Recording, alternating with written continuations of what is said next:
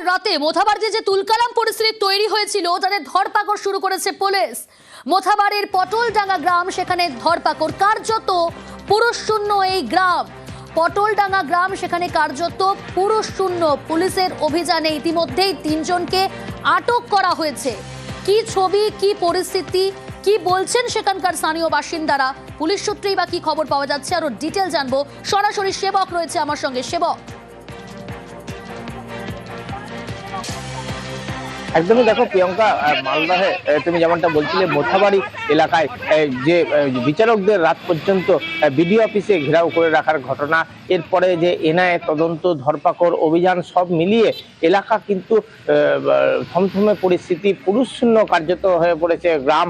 মালদহের মোথাবাড়ির পটলডাঙ্গা, আমলিতলা সহ একাধিক এলাকাতে এমনই ছবি ধরা পড়ছে। অনেকটা করোনার সময় যেভাবে রাস্তাঘাট ফাঁকা থাকতো সেইভাবেই ফাঁকা রাস্তাঘাট, এবং অধিকাংশ পরিবারে পুরুষরা কিন্তু গা ঢাকা দিয়ে রয়েছেন।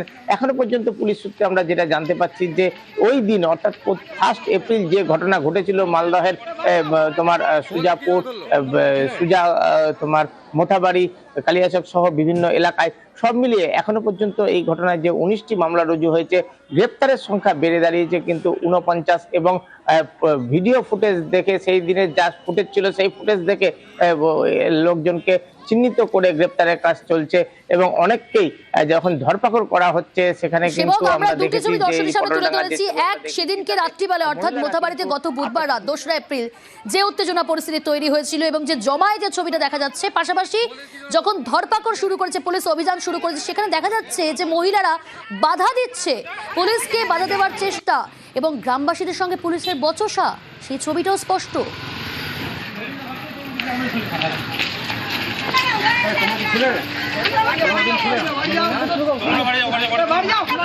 তোমাদের কি জন্য ধরলো? আন্দোলনের ছিল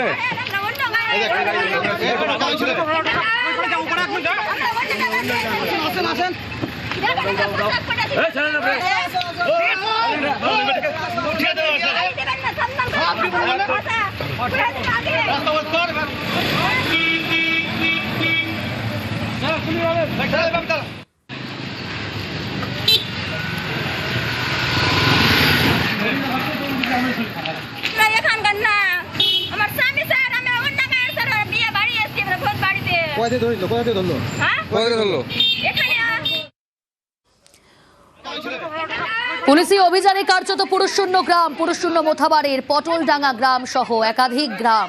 মহিলারা বাধা দেয়, পুলিশ অভিযান চালাতে এলে মহিলারা বাধা দেওয়ার চেষ্টা, গ্রামবাসীদের সঙ্গে পুলিশের বচসা। ইতিমধ্যেই 3 জনকে আটক করেছে।